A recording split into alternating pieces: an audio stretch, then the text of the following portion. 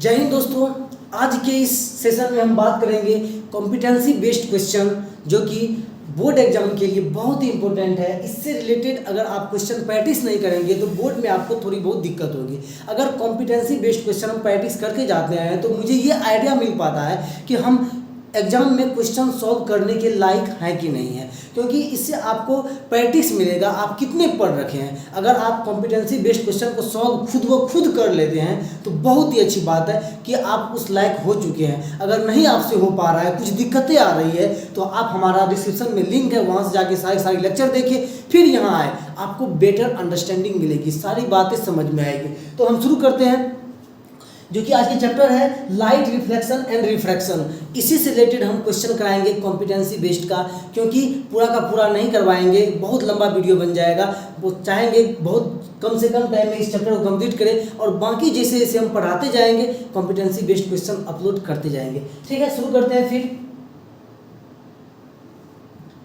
ये देखो, ये जो क्वेश्चन है, इस बार जो कॉम्पिटेंसी बेस्ड क्वेश्चन आने वाला है, ऑब्जेक्टिव 50% तो आते ही हैं, तो किस तरह का ऑब्जेक्टिव आएगा ये देखो। ये अपना बता दिया बोर्ड में कि इस तरह से अगर डायग्राम दे देंगे, डायग्राम 1, डायग्राम 2, डायग्राम 3, डायग्राम 4 दिख रहा है। इससे रिलेटेड 1 2 3 4 क्वेश्चन, सॉरी 3 क्वेश्चन, चौथा इससे रिलेटेड है कि 3 क्वेश्चन पूछेंगे। मतलब डायग्राम दे के तुमसे 4 या 5 भी क्वेश्चन पूछे जा सकते हैं, कोई बड़ी बात नहीं है, तो मिनिमम 3 तो है ही। तो ये देखिए, हम समझते हैं कैसा क्वेश्चन है। ये जो डायग्राम 1 है, दिख रहा है ना, डायग्राम 1,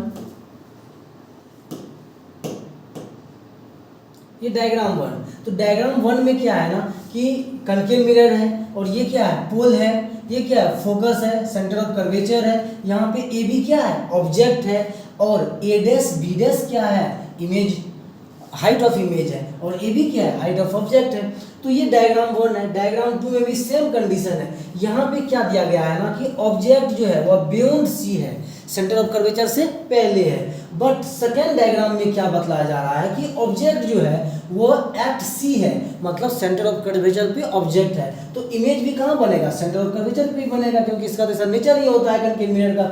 अब आ जाए यहाँ पे, अब इस बार ऑब्जेक्ट कहाँ रखे हैं, diagram number 3, centre of curvature है, पोल है, फोकस है, और ऑब्जेक्ट को कहाँ रखे हैं, ये ए बी मेरा ऑब्जेक्ट है, वह बिटवीन सी एंड एफ रखे हैं। ऑब्जेक्ट कहाँ है, बिटवीन सी एंड एफ है, और इसके कारण इमेज कहाँ बन रहा है, बियॉन्ड सी बन रहा है। ये ए डैश बी डैश जो बन रहा है, ये इमेज बन रहा है, कहाँ बन रहा है, बियॉन्ड सी बन रहा है। ठीक है, और ये डायग्राम नंबर 4, डायग्राम नंबर 4 में आते हैं। इसमें देखते हैं कि ये कनकेव मिरर है, और इसमें जो ये सेंटर ऑफ कर्वेचर है, यहाँ पोल है, फोकस है, और यहाँ पे ऑब्जेक्ट कहाँ रखा गया है बच्चे, बताओ। अरे ये फोकस और पोल के बीच में रखा है। कहाँ है, फोकस और पोल के बीच में ये ऑब्जेक्ट रखा है। अगर फोकस और पोल के बीच में ऑब्जेक्ट रहता है तो इमेज किधर बनता है, बिहाइंड द मिरर बनता है। ये देखो, बिहाइंड द मिरर है, ए डैश बी डैश, और ये कैसा बनता है, वर्चुअल बनता है। और ये तीनों को तीनों फिगर में क्या होता है कि रियल बनता है। ये बातें अगर आपको समझ में अब भी नहीं आ पा रहा है तो जाके मेरा डिस्क्रिप्शन में लिंक है, वहाँ से सारा रे डायग्राम मैंने क्लियरली बहुत अच्छे से बतलाया, वहाँ जाके समझो। ठीक है, और आशा करते हैं ये समझ में आ ही गया होगा। फिर देखते हैं, ये देखो क्वेश्चन कैसा बतला रहा है, which of this can be concluded from diagram 1। Diagram 1 से कौन सा ये जो दिया हुआ ऑप्शन है वो सुटेबल है। कह रहा है image is found at the focus, कह रहा है इमेज फोकस पे बन रहा है डायग्राम 1 में। ये सिर्फ डायग्राम 1 के लिए बोला है। यहाँ देखो बच्चे, क्वेश्चन में बोल रहा है डायग्राम 1, डायग्राम 1 में क्या इमेज जो है फोकस पे बन रहा है, जी बिल्कुल नहीं बन रहा है, वो बन रहा है बिटवीन सी एंड एफ पे। तो पहला जो ऑप्शन है वो पहला ऑप्शन क्या हो जाएगा मेरा, पहला ऑप्शन गलत हो जाएगा सर। फिर दूसरा ऑप्शन क्या बोल रहा है ना, ये देखो पहला ऑप्शन मेरा क्या हो गया, कट, गलत हो गया। दूसरा ऑप्शन देखो, size of image is equal to size of object. मतलब क्या कि एच आई जो है वह इक्वल है एच ओ का। क्या बच्चे इस केस में पॉसिबल होता है, बिल्कुल नहीं होता है। जो वो तो यहाँ डायग्राम नंबर 2 में पॉसिबल होता है। जब ऑब्जेक्ट सेंटर ऑफ कर्वेचर पे होता है तो इमेज भी कहाँ बनता है, सेंटर ऑफ कर्वेचर पे बनता है। इस केस में पॉसिबल तो है ही नहीं, तो इसीलिए ऑप्शन नंबर बी भी क्या होगा, कट हो जाएगा, क्योंकि यहाँ पे दोनों इक्वल नहीं है। अगर रियल बात में पूछे तो यहाँ पे एच ओ जो है वह ग्रेटर है एच आई से, मतलब हाइट ऑफ ऑब्जेक्ट जो है वह ग्रेटर है हाइट ऑफ इमेज से, आप देख सकते हैं यहाँ पे। ठीक है, तीसरा जो पॉइंट है सी क्या कहता है, distance between pole and centre of curvature is twice the focal length. कह रहा है ना, डिस्टेंस बिटवीन पोल यानी पोल और सेंटर ऑफ कर्वेचर, पोल और centre of curvature, distance between the pole and centre of curvature is twice the focal length. कह रहा है ये जो लेंथ है पोल और सेंटर ऑफ कर्वेचर ये दोगुना है किसका, फोकल लेंथ का। ये तो रियल बात है, ट्वाइस होता भी है फोकल लेंथ का।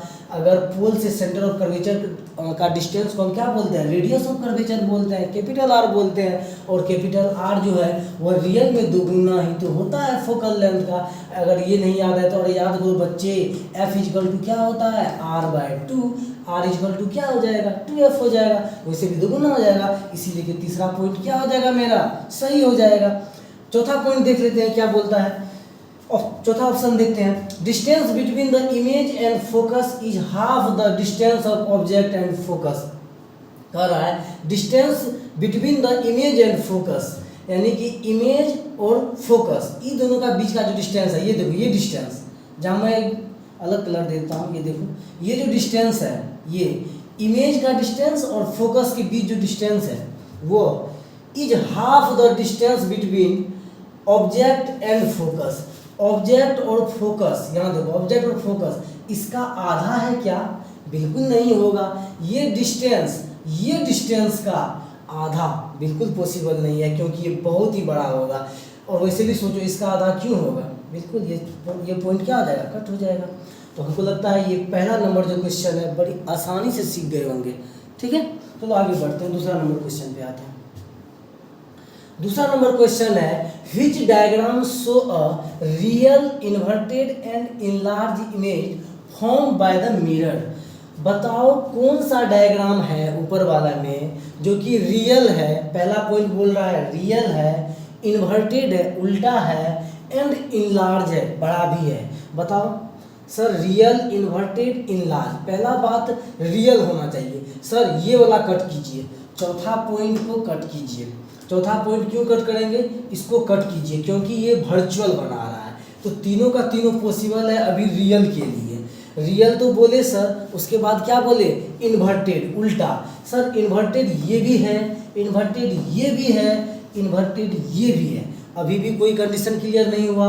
अब तीसरा पॉइंट कहता है इनलार्ज, लार्ज होना चाहिए। क्या चीज़ लार्ज होना चाहिए, इमेज लार्ज होना चाहिए। तो इमेज किसका लार्ज है, पहला देखो ये ऑब्जेक्ट बड़ा है इमेज छोटा, ये केस पॉसिबल नहीं है। दूसरा आ जाओ, ये दोनों तो ऑब्जेक्ट जितना बड़ा है उतना बड़ा इमेज है, इसीलिए ये भी केस पॉसिबल नहीं है। बच कौन रहा है, लास्टली ये बच रहा है। वैसे भी अगर ऑब्जेक्ट को हम सेंटर ऑफ कर्वेचर और फोकस के बिटवीन रखेंगे तो इमेज कहाँ बनेगा, behind the centre of curvature बनेगा, और कैसा बनता है, लार्ज बनता है, लार्जर बनता है।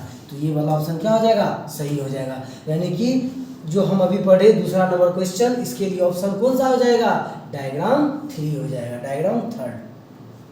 अब चौथा नंबर हम चलते हैं, सॉरी तीसरा नंबर क्वेश्चन। तीसरा नंबर क्वेश्चन क्या कहता है, in which condition does a concave mirror produce a virtual image.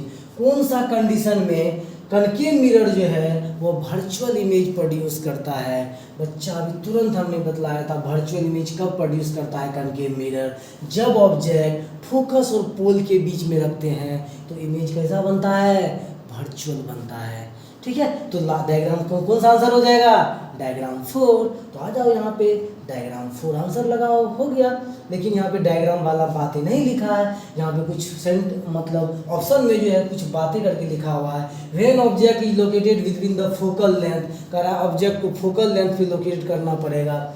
When object is located at the centre of curvature, object को सेंटर ऑफ कर्वेचर पे रखना पड़ेगा, जो कि गलत है, वहाँ वर्चुअल कभी बनेगा ही नहीं। सी नंबर देखो, when object located in between infinity and centre, अगर इन्फिनिटी में रखेंगे तो फोकस पे बनेगा, वर्चुअल कभी बनेगा ही नहीं। डी नंबर देखो, when object is located in between the centre of curvature and the focus, कह रहा है ऑब्जेक्ट को सेंटर ऑफ कर्वेचर और फोकस के बीच में रखेंगे, बाबा कहीं नहीं। पहला नंबर ऑप्शन सही है, क्यों सर, क्योंकि ऑब्जेक्ट कहीं भी रखेंगे फोकल लेंथ पे जो कि पोल और फोकस के बीच में होता है, वहाँ पे अगर कहीं भी ऑब्जेक्ट रखेंगे तो इमेज कैसा बनेगा, अरे बोलो, वर्चुअल बनेगा।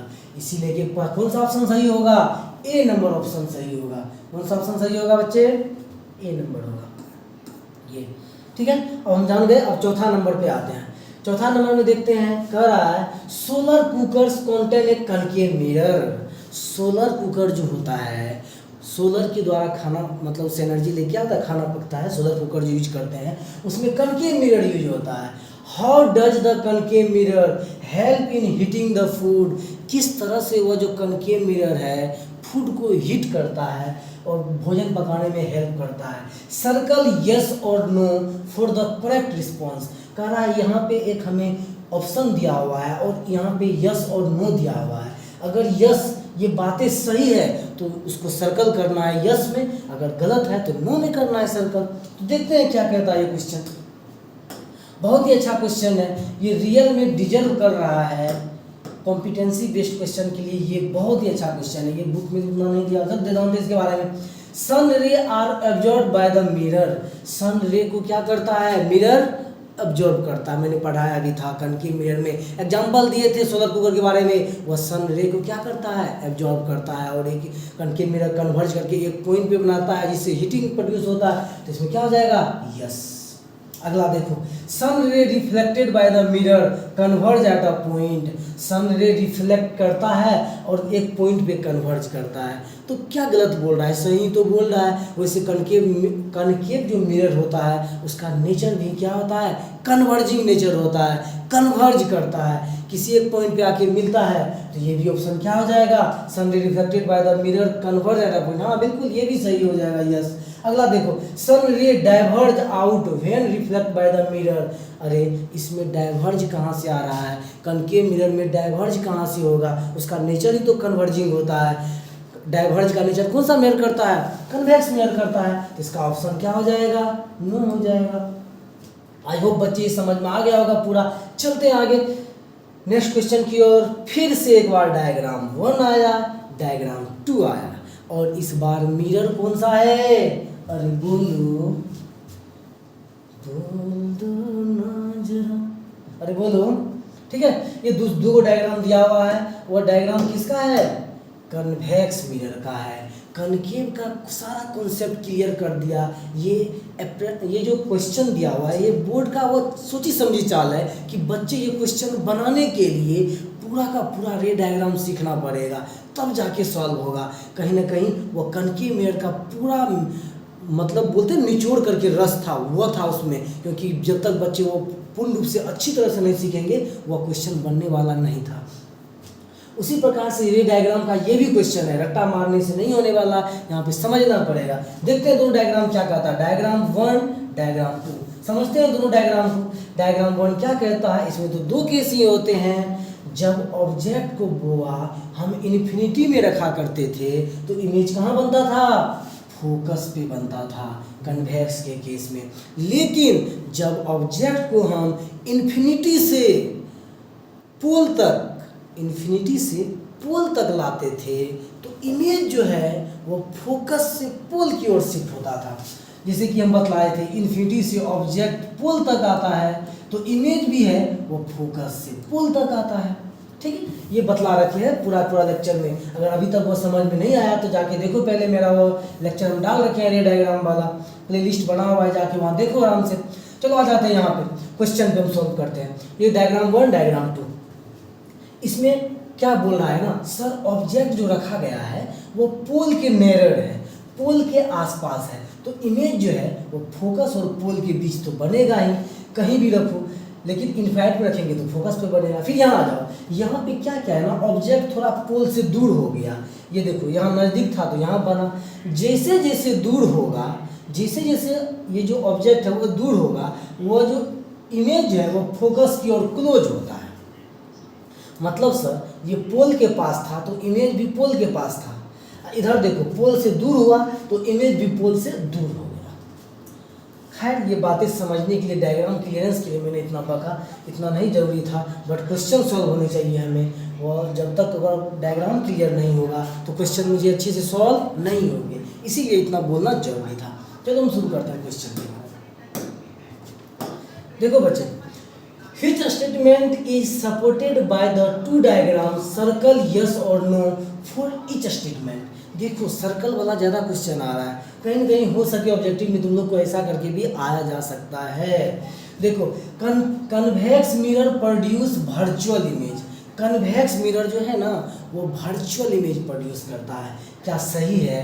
अरे कन्वेक्स मिरर वर्चुअल इमेज, हाँ सही है सर, लेकिन बिहाइंड द मिरर ही तो बन रहा था। यस। उसके बाद convex mirror produce erect image, क्या वो सीधा इमेज बनता था? हाँ बच्चे वो सीधा इमेज बनता था, ये देख सकते हैं आप। ये देखो हमेशा कैसा बन रहा था, ये देखो वर्टिकल स्ट्रेट लाइन, ये हमेशा क्या बन रहा था? इरेक्ट बन रहा था। आ जाओ आगे, तीसरा पॉइंट बोल रहा है convex mirror have their focus behind the mirror. क्या कन्वेक्स मिरर का फोकस जो होता है वो मिरर के बिहाइंड होता है? तो बिल्कुल यस होता है। ये देखो क्योंकि बच्चे यहाँ पे कॉन्सेप्ट कितना क्लियर करना बहुत ही जरूरी है कि जब कोई ऑब्जेक्ट में इधर रखे हैं, ठीक है, तो इसके कारण जब इंसिडेंट रे ऑफ लाइट जाता है मिरर से टकराता है, तो टकराने के कारण ये सरफेस पे टकराया, तो इसका स्फेरिकल नेचर किधर है? इधर है। तो जब इसका स्फेरिकल नेचर इधर है तो इसका फोकल लेंथ जो होगा वो भी किधर होगा? इधर ही होगा। ठीक है, कोई कॉन्सेप्ट इसीलिए कि फोकल लेंथ क्या होगा? मिरर के पीछे होगा, बिहाइंड होगा। ये भी क्या है? यस सही है। तो ये भी क्वेश्चन क्या हुआ? पूरा का पूरा क्लियर हो गया। 5 नंबर क्वेश्चन क्लियर। अब बचा है मेरे पास 5 और क्वेश्चन, देखते हैं बच्चे। Which of this is a convex mirror? कह रहा है कौन सा जो है वो कन्वेक्स मिरर है। ये क्वेश्चन हम नहीं बताएंगे, तुम लोग खुद बताओगे। देखो एक है सेविंग मिरर। सेविंग मिरर जो है वो क्या कन्वेक्स मिरर होगा कि प्लेन मिरर होगा? कनकेव मिरर बताओ। उसके बाद डेंटिस्ट मिरर, डेंटिस्ट लोग यूज करता है दांतों को सड़ जाने के बाद, गल जाने के बाद उसको देखते हैं कि दांत के अंदर कीड़ा तो नहीं लगा हुआ, वो जो मिरर यूज करता है कौन सा मिरर यूज करते हैं? अरे पढ़ा रखेगा कि देखो पहले। उसके बाद देखो which of this is a convex mirror? Headlight mirror of A bike. Bike का जो हेडलाइट होता है वो क्या कन्वेक्स मिरर होता है। उसके बाद देखो rear view mirror of A car. Car का जो साइड मिरर यूज करते हैं वो कौन सा मिरर यूज करते हैं? Convex mirror. अरे बोलो, ये तो ऐसे भी ऑब्जेक्टिव में आया करता है कि कार का जो रेयर व्यू के लिए मिरर लगाया जाता है वो कौन सा मिरर होता है? कन्वेक्स मिरर होता है। ठीक है, तो कहेंगे ऑप्शन डी आंसर है। बाकी भी तुम लोग जाके देखो क्यों नहीं है, कहा है पूरा डिटेल में देखो। आ जाते हैं क्वेश्चन नंबर 7 पे। A mirror magnifies the image of an object by -1.5 times. Which of the following is true about the image produced by the mirror? देखो क्वेश्चन बहुत ही अच्छा है, इस पे थोड़ा बात करते हैं।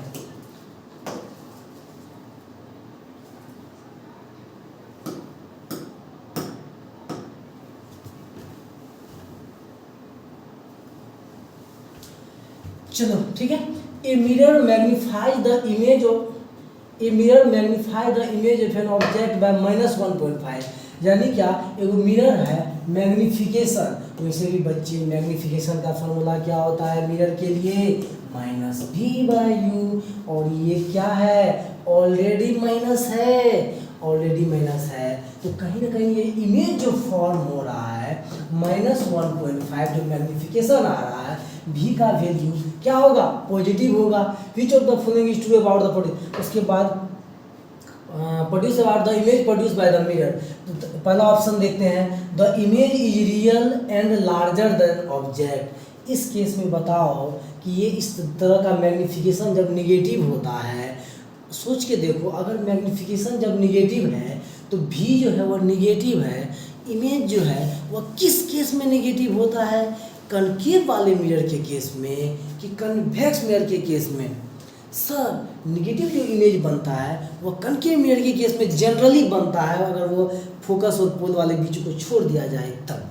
सर जनरली ही तो बात क्या करते हैं हम लोग, तो माइनस है तो क्या होगा? वो कनकेव मिरर रहा होगा, और कनकेव मिरर का जो होता है इमेज कैसा होता है? रियल होता है। और लार्जर भी तो इस शुरुआती दौर में जब इन्फिनिटी में रहता है तो इमेज जो है वो डिमिनिश्ड बनता है, लेकिन जैसे जैसे क्लोज आते हैं पोल के तो इमेज क्या होता है? लार्जर बन के जाता है। अगला देखो, the image is real and smaller than object. और इमेज जो है वो क्या होता है? Real image is real and smaller than object, image जो बनेगा वो रियल बनेगा और स्मॉलर बनेगा ऑब्जेक्ट का। The image is virtual and larger than object, और इमेज जो बनेगा वो वर्चुअल बनेगा एंड लार्जर देन ऑब्जेक्ट। बताओ, इसको सोच के तुम ये दे रखे हैं, इसके अनुसार सब डिटरमाइन करना है तुम्हें खुद। अगर नहीं समझ में आ रहा है पूरा तो मैं फिर बार से बोलता हूँ, मेरा वीडियो जाके पहले वहाँ देखो, फिर यहाँ समझ में पूरा क्लियरली आएगा।